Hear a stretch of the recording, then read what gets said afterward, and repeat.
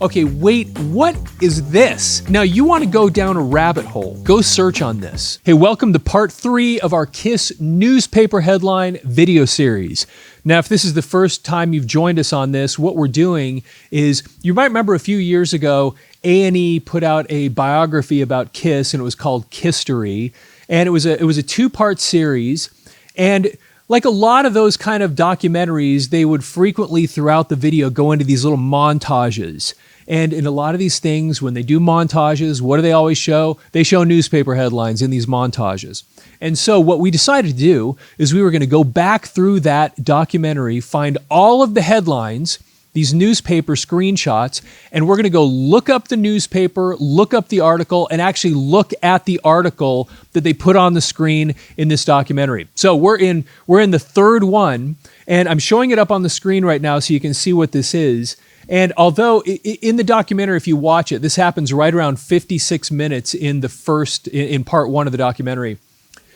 They never show the full headline. It kind of just scrolls across. So I just took a screenshot so you can see part of it. But the whole headline says KISS, Gaudy, Loud, and Tacky. And we did some searches and found it. And here it is. I'm showing it to you on the screen right now. And this is from the Shreveport Journal, Shreveport, Bossier City, Louisiana, Wednesday, August 11th, 1976. And this is page B9. And so what we've done the last couple of times, which has made this kind of fun, is we not only read the article, but we just kind of flip through the newspaper a little bit and look what else is in here. And it's been pretty interesting. And this one was really fascinating. I've got a couple of really cool things to show you before we read this article. And the article itself is super interesting. But so one of the first things I do when I go to these newspapers is I go to the front page and just kind of see what it says. And page 1 of the newspaper, so this is, you can see it says the Shreveport Journal. And my attention was immediately brought to this thing like dead center on the page where it has this toll-free number. And I thought, what is this all about? Check this out. Toll-free number right in the middle of the page for no apparent reason. And here it is. A toll-free telephone line for information concerning the death of advertising executive Jim Leslie has been established in Baton Rouge. The number is, and they give the number, persons calling with information will be guaranteed anonymity. Callers supplying information may be eligible for awards of $1,000, $5,000, and $35,000. And I thought, okay, wait, what is this? So it turns out, now you want to go down a rabbit hole. Go search on this. I'd never heard of this before, but this guy, Jim Leslie, he was working here at this newspaper, and basically he got offed. And the police reports say it was a hit job. But to this day it was unsolved. But the guy that was being accused of it, they had arrested him a couple of times on this. You go back and read it, but it's crazy. They arrested him a couple of times on this, and like right before one of the arrests, he mysteriously had a heart attack or something, and then he was gone. It's really, anyway, I'm just looking at these newspapers randomly, and there's this crazy story of this guy, and it's still unsolved. No one knows really what happened with it. But anyway, you want to go down a rabbit hole, go look up Jim Leslie, go find it on Wikipedia, and you can read all about the people involved and what was going on. And I mean, supposedly this was organized crime, and anyway, pretty wild stuff. So that was the front page.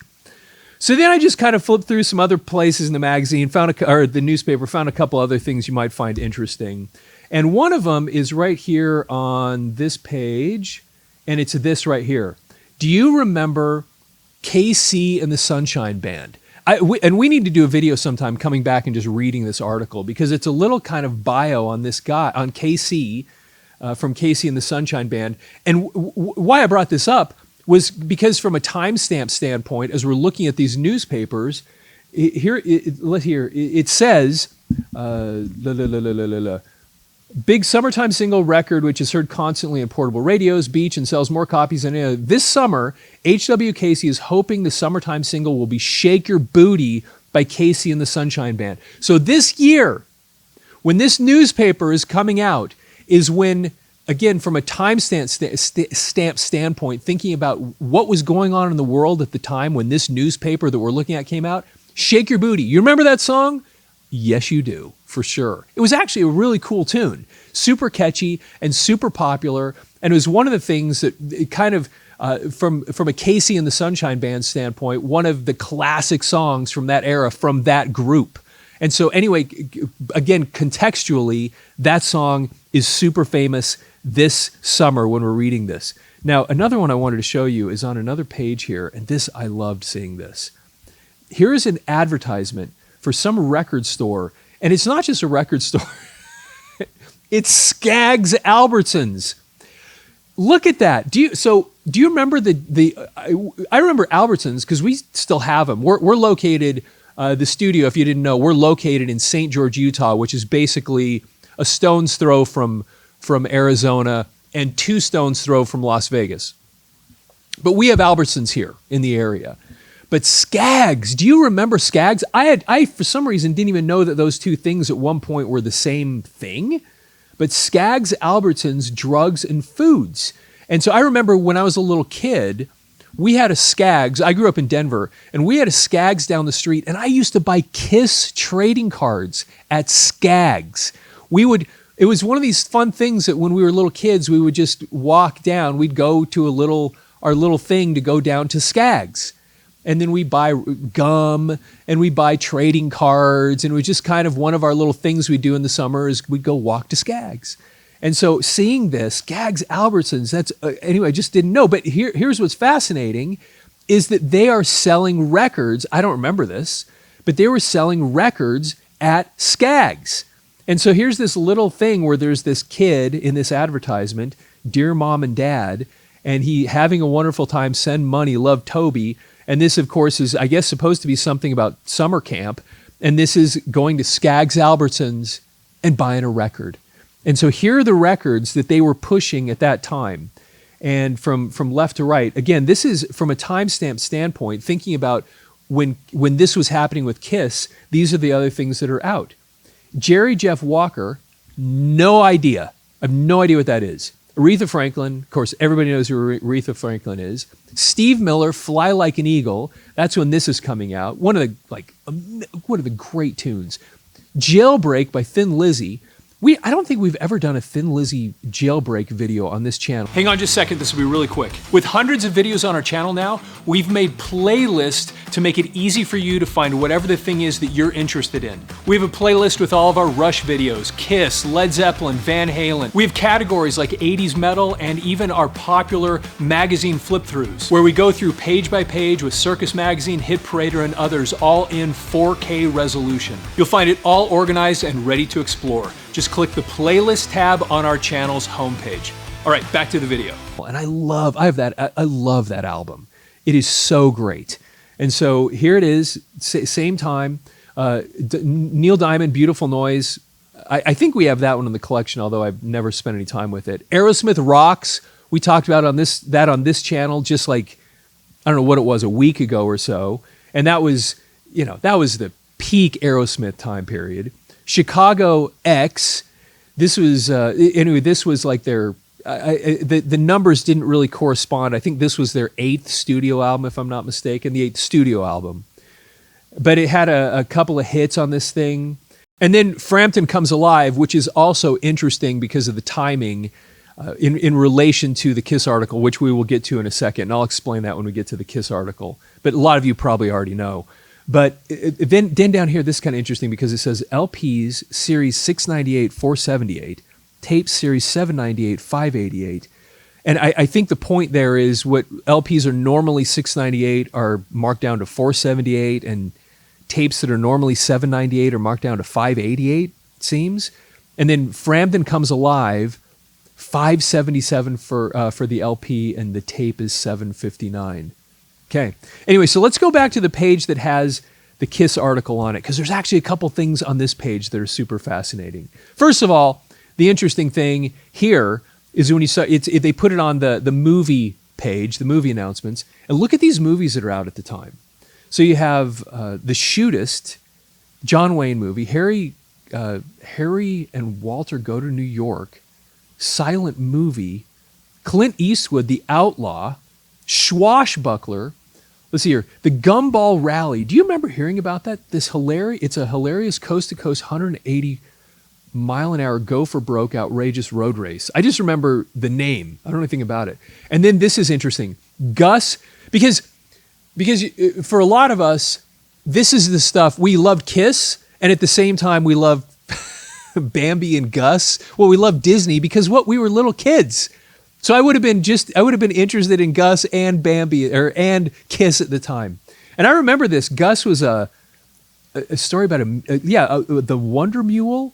And then Bambi, I think Bambi had come out obviously many, many, many years earlier, but it's being re-released probably every summer because the kids wanted to go see it. Then Murder by Death, and this one has Peter Sellers in it. Do you remember this?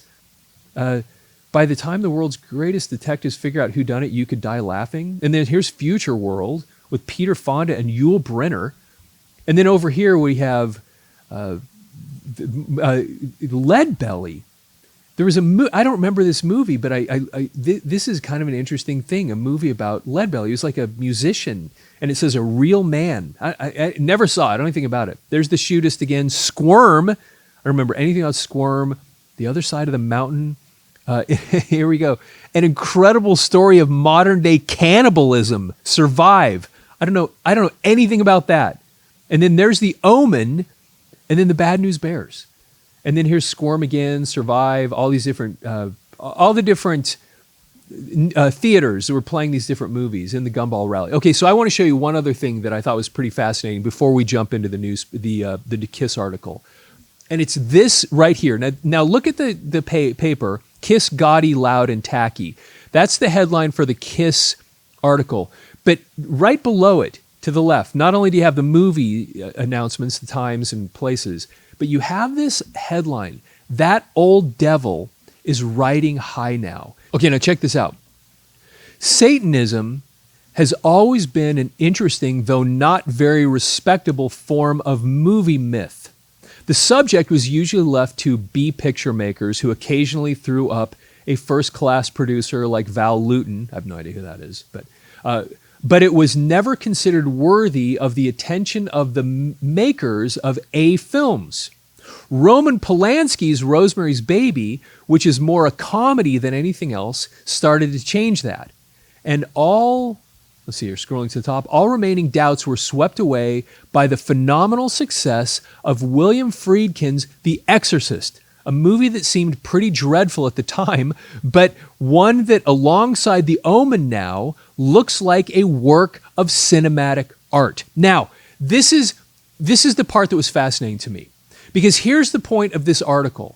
That Old Devil is Riding High Now. They're basically saying we have this fascination with Satanism, so much so that we started making movies about this whole idea. And these movies like The Omen, The Exorcist, Rosemary's Baby, all these things kind of revolve around that topic of Satanism. Now, this is why it's fascinating to me. Because so much of the music that we listen to, going back into the 70s and really, really into the 80s when people were just capitalizing on this, these bands were kind of pushing this idea and focusing on these satanic themes to sell records. Duh, right? So when you go back to the band Black Sabbath, for example, why did they end up with that name? Well, of course, the Black Sabbath was originally a movie, okay? It was a movie. But here's the thing. When you listen to the stories, when you hear them talk about this, when they decided to pursue the style of music and what they did, it was some discussion like they were rehearsing near a movie theater. And I think it was Tony Iommi that one day made a comment, said, "Isn't it interesting how people will pay money to go be scared?" And so what did Black Sabbath decide to do? The band was called Earth. That was the original name of Black Sabbath, or the former name of Black Sabbath. And they changed the name of the band to Black Sabbath, and they started making scary music. Why? Because just like movies, people liked to be scared. And they liked, for whatever reason, people are fascinated with these themes. But what happened? But interestingly, a a director or a producer, these people like Roman Polanski, can make a movie like this, and no one's accusing him of being a satanic or a Satanist or worshiping Satan. And yet, for some reason, when musicians just made movies or made music and albums that followed those same themes that these movies did, they were accused of it. And then all of us would go to these concerts, and you'd have these preachers out there in front of them telling us not to go. And yet, I don't think they were doing the same thing at the movie theaters, because they understood in the movie, this is just entertainment. It's just entertainment. We're going there to be entertained. But with the bands, for some reason, they didn't see it as entertainment. They all of a sudden started projecting all this other stuff on it. And then what happens then is you have all these kids that really it was entertainment, and it was an outlet, and it was fun, and we liked the music and all this stuff. Well, then with all the pushback on it, what do you think happens?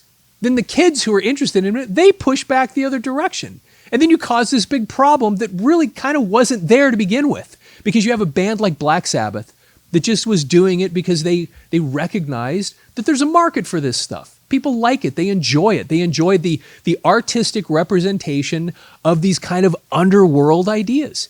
And so these bands picked up on it and emphasized it. So then where does that lead us? And then interestingly, we have the same thing about Kiss, because Kiss was one of those bands that everybody was saying, and really, what was it? It was theatrics. It was something it was entertainment. It was something fun and exciting, and we all liked it. And these were comic book characters. These were, they'd created these alter egos, and that's what it was. And yet, for some reason, it's just interesting to me, on the same page, you've got these people that are aware enough of the world around them that people are entertained by this topic, and they can see it clearly in a movie. But then they look over, almost like on the same newspaper article or the same page of the newspaper, and go, the movies, but not the bands. Anyway, it's just kind of funny that we can see it so clearly in one area, and just scoot over just a little bit to this art form, and then all of a sudden it's something completely different. Anyway, just kind of fascinating that we would see things so differently when ultimately all this stuff was just art. Presentation, things people are interested in, whatever. And so then so many bands then picked up on this, and then they just kind of, and then, they realize that, man, and now if we do this kind of music, it gets a lot of attention because people start pushing back against it, which gives us more attention, which just, anyway, I don't think people had any idea what they were doing back then when it came to dealing with this stuff. But, okay, so now we get to this article at long last. And the context of this is pretty fascinating, because, like I said, this comes at about roughly 56 minutes into the documentary. And what's happening at the moment in the documentary?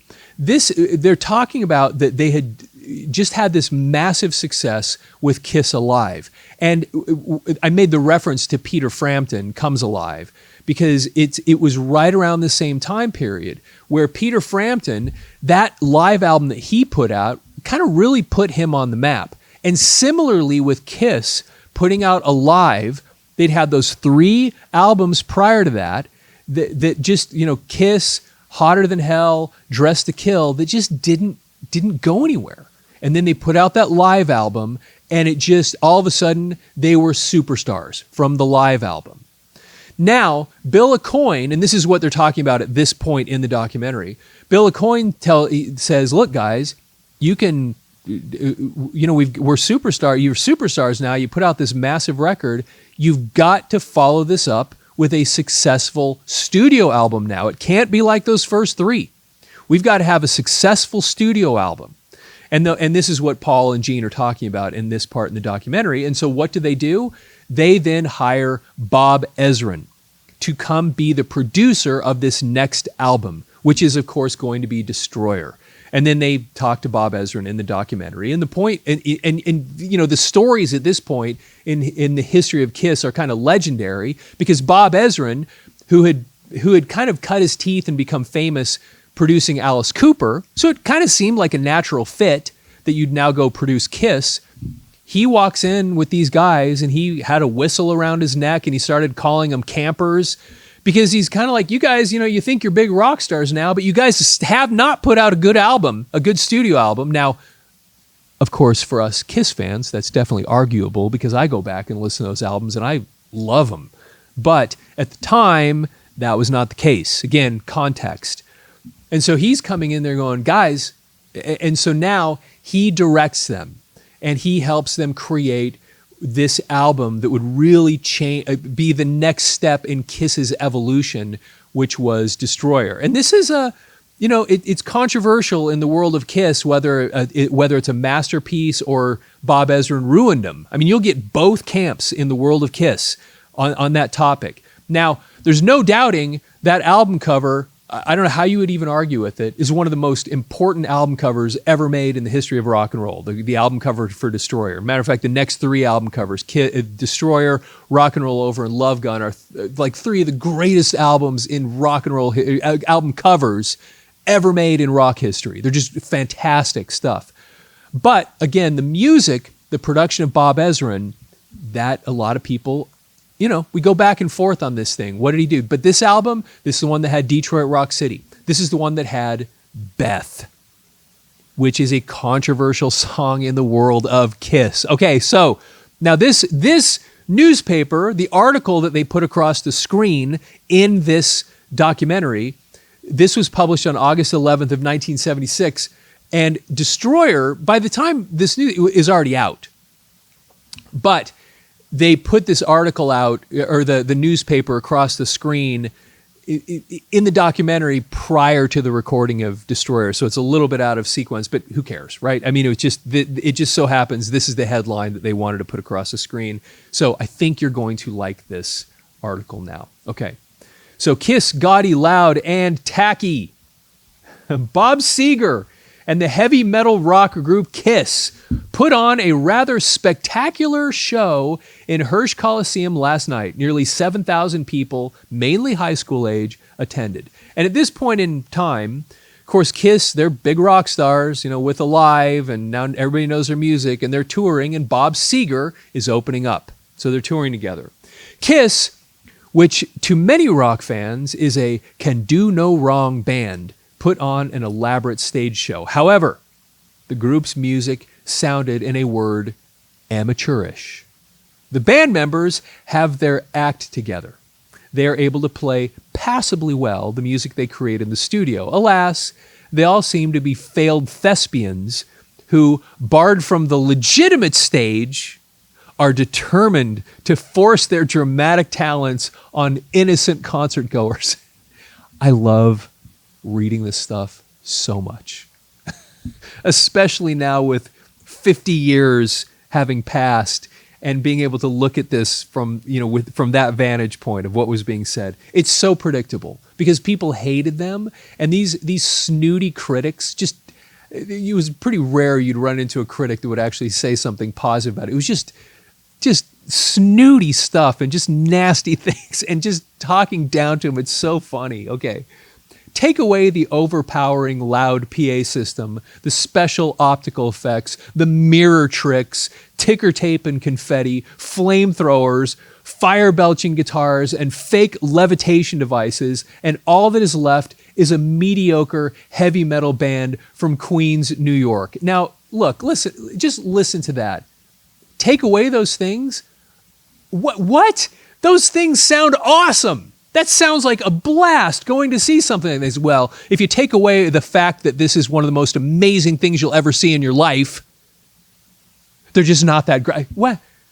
Anyway, it's almost comical listening to this stuff. The laundry list of amazing things he just listed and go, well, if you take away all the amazing stuff, it's not so amazing. It's just great. It's so great listening to this. And of course, his point is they're not really good musicians, but you know what? They were a rock and roll band, and they were pretty solid. And how could you not be when you were playing together live constantly? Did they make mistakes? Were they imperfect? Were they the greatest players of their instruments? No. But you put those four guys together and something magical happened. It was great. So, okay, anyway, drummer Peter Criss, I love this, was the only member of Kiss who got down, as the saying goes. I guess as the saying goes, 1976, August 11th, I don't know what he means by that, but apparently Peter Criss was the only one who did it, who got down. Maybe it has something to do with that Casey and the Sunshine Band thing we just read a second ago. Okay.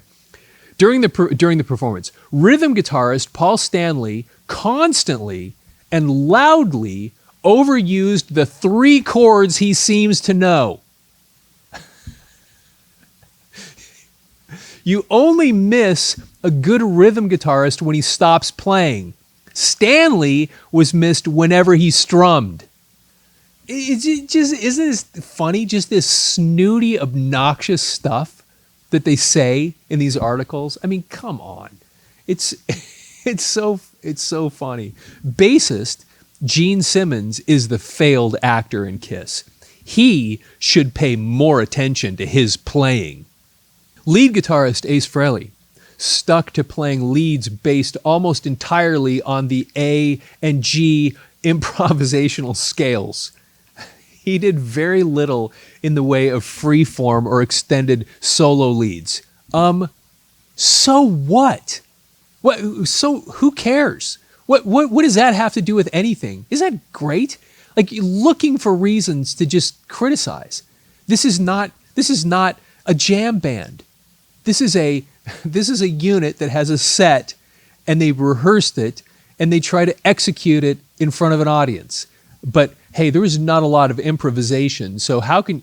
Anyway, this is so great. He also has a habit of hitting and holding single notes and distorting his sound through the use of various boxes and devices while bending the note. Oh, mercy. I mean, this sounds awful. He holds a note for a long period of time and bends it? Are you kidding me?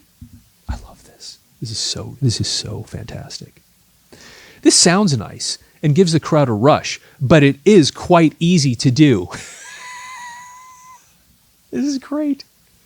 So what? Isn't that awesome? But it's so easy for somebody to do it. Yeah, and it sounds cool. So what if it's easy if it sounds great? I don't know. Okay. Here. Okay, so there are at least 10 lead guitarists in local groups who could have gone up on stage and given Frehley a lesson in guitar picking. Actually, probably more than 10. Probably hundreds and hundreds. But guess what? None of them made themselves famous. None of them figured it out. It's, again, the snootiness. Okay, I'll get off of that. Could have gone on stage and given Frehley a lesson in guitar picking. Whatever. The group's vocals contained little in the way of harmony. The band members sing in octaves for the most part. Oh, gosh. The group also played too loud, even in the context of the rock concert situation. The band members probably could not even hear themselves in spite of all their monitors. What is left of Kiss after this dissection is a rather gaudy stage show, the taste and majesty of which has not been seen since the last Roman gladiatorial combats of the 4th century. A bassist wearing platform snakeskin knee boots, black tights, and Bela Lugosi's Count Dracula makeup, standing on a PA speaker and spitting fake blood into a crowd should not even be part of the featured act in a musical presentation. But it was.